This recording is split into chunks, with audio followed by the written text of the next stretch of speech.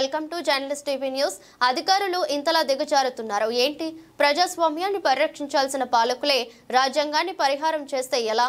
రాజ్యాంగం కల్పించిన ప్రోటోకాల్ వ్యవస్థ కునారిల్లుతోంది. సాక్షాత్తు జిల్లా కలెక్టర్ సమక్షంలో ప్రోటోకాల్కు విరుద్ధంగా ప్రజాస్వామ్య కూని అవుతుంటే అడ్డుకోవాల్సిన అత్యున్నత అధికారి అడుగులకు మడుగులు పట్టడం పట్ల సభ్య సమాజం నవ్వుకుంటుంది. ముఖ్యమంత్రి రేవంత్ రెడ్డి సొంత నియోజకవర్గంలో అధికార హోదా లేకుండా సోదరుడు తిరుపతి రెడ్డికి అధికారులు దాసోహం అవ్వడం తీవ్ర చర్చనీయాంశంగా మారింది. గురుకుల పాఠశాలలో అభివృద్ధి కార్యక్రమాలకు వచ్చిన ముఖ్యమంత్రి రేవంత్ రెడ్డి సోదరుడు తిరుపతి రెడ్డికి ప్రోటోకాల్కు విరుద్ధంగా బ్రహ్మరథం పట్టారు. గురుకుల విద్యార్థులతో మార్చ్ ఫాస్ట్ చేయించి గౌరవప్రదమైన ప్రోటోకాల్ను అగౌరవపరిచారు. అధికారం ఉంది కదా అని ఇష్టం వచ్చినట్లు చేస్తే పార్టీ పరువు గంగలో కలుస్తుందని సీనియర్ నేతలు ఆందోళన వ్యక్తం చేస్తున్నారు. కలెక్టర్ ప్రతీక్ జైన్ కనుసన్నల్లో ఎలాంటి హోదా లేని వ్యక్తిని నెత్తిన పెట్టుకోవడం వివాదాస్పదంగా మారింది. ఇందిరమ్మ రాజ్యంలో ఇష్టారాజ్యంగా వివరించడంపై కాంగ్రెస్ సీనియర్ నాయకులు అగ్గి మీద గుగ్గిలం అవుతున్నారు. పెనుకు పెత్తనమిస్తే పెసర చేను మూసిన చందంగా తయారైంది యనుమల కుటుంబం వ్యవహారం.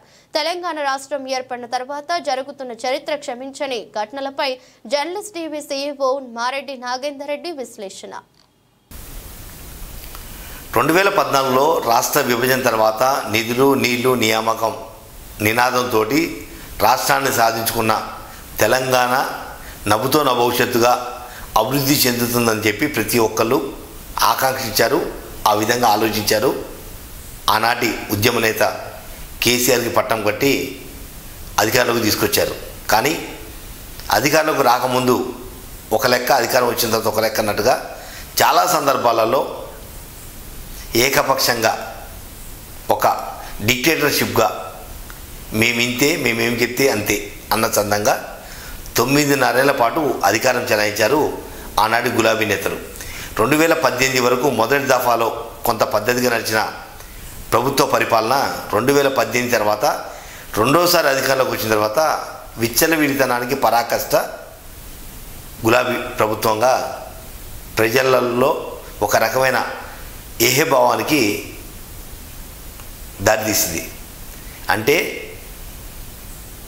అభివృద్ధి చెందుతున్న ఇంకా ఈ అరాచకం ఏంటంటూ చాలా నియోజకవర్గాలలో కొంతమంది నేతల వ్యవహారశైలి, ఏకపక్షం, డిక్టేటర్షిప్, రకరకాల అంశాలు.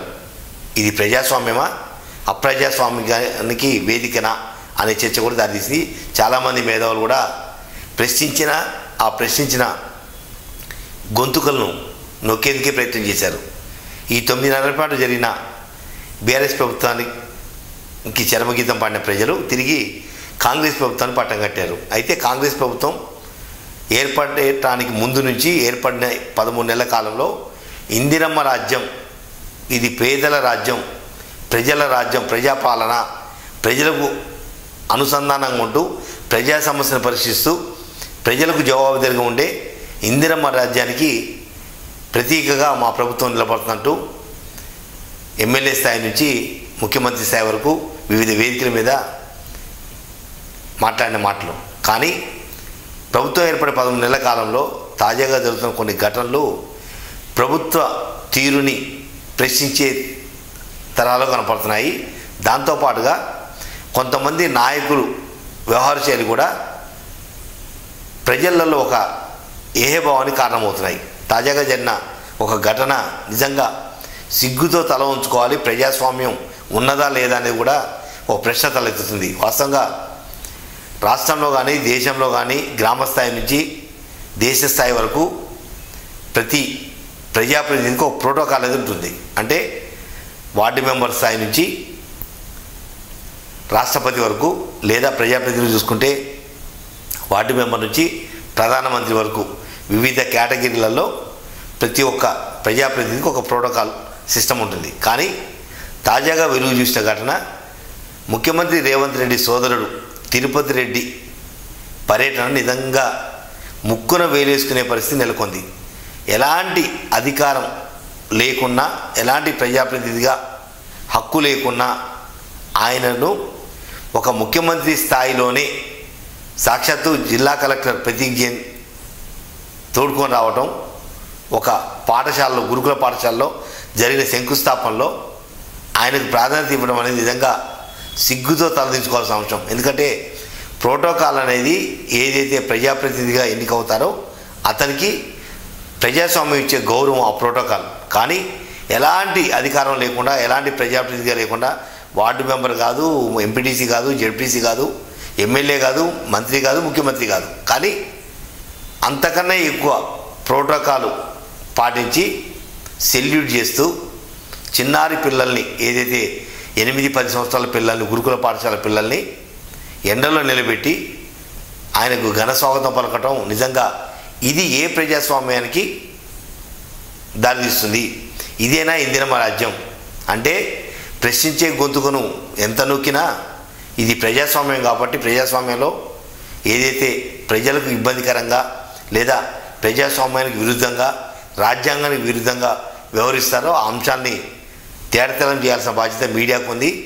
కొంత మీడియా అమ్ముడు పోయినా అడపదడప అక్కడో ఇక్కడో మీడియా ప్రశ్నిస్తూనే ఉంటుంది. కాబట్టి రేవంత్ రెడ్డి సోదరుడి హోదాలో తిరుపతి రెడ్డికి ఎందుకు ప్రోటోకాల్ విరుద్ధంగా వ్యవహరించారు?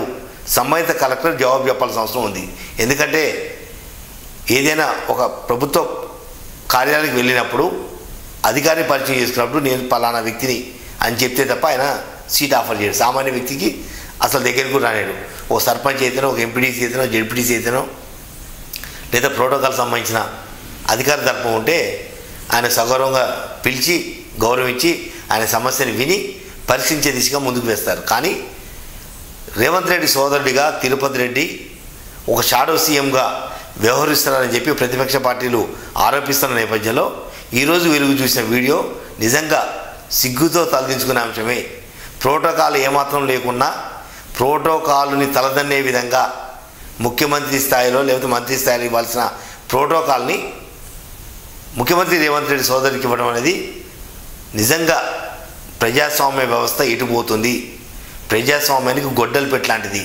ఇప్పటికైనా ముఖ్యమంత్రి రేవంత్ రెడ్డి 9.5 ఏళ్ల పాటు కాంగ్రెస్ పార్టీ కార్యకర్తలు పోరాడి సాధించుకున్న ప్రభుత్వంలో ఇటువంటి ప్రోటోకాల్ వివాదాల్ని, ఇటువంటి అనవసర రాద్ధాంతాల్ని తుంచకపోతే ఇది మొక్క వంగది మానే వంగనట్టుగా ఇది భవిష్యత్తులో మరింత పెరిగిపోతే అది కాంగ్రెస్ ప్రభుత్వ వినాశనానికే కారణమవుతుంది తప్ప మరేది కాదు. ఇప్పటికైనా జిల్లా అధికారుల దగ్గర నుంచి, గ్రామస్థాయి అధికారుల నుంచి జిల్లా స్థాయి అధికారుల వరకు లేదా రాష్ట్ర స్థాయి అధికారుల వరకు ప్రోటోకాల్ని పక్కాగా పాటించాలి.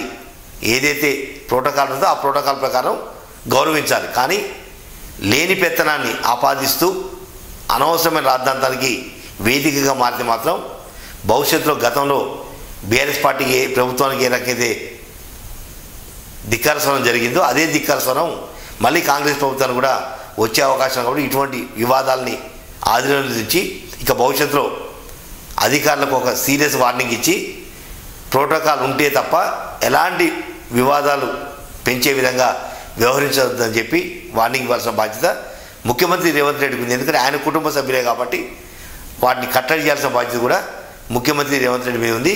ఈ విషయంలో ఇప్పటికైనా త్వరితగతిన స్పందించి ఈ వివాదాన్ని పులి స్టాప్ పెట్టకపోతే భవిష్యత్తులో ఈ వివాదం మరింత పెరిగి పార్టీ మనుగడకు కావచ్చు లేదా ప్రభుత్వ విధానాల మీద ప్రజలలో ఒక ఏహభావం కలిగే అవకాశం ఉంది. కాబట్టి ఇప్పటికైనా ముఖ్యమంత్రి రేవంత్ రెడ్డి ఇటువంటి వివాదాలు చెక్ పెట్టి ప్రజాపాలన దిశగా అడుగులు వేయాలని చెప్పి జర్నలిస్టులు కోరుకుంటుంది.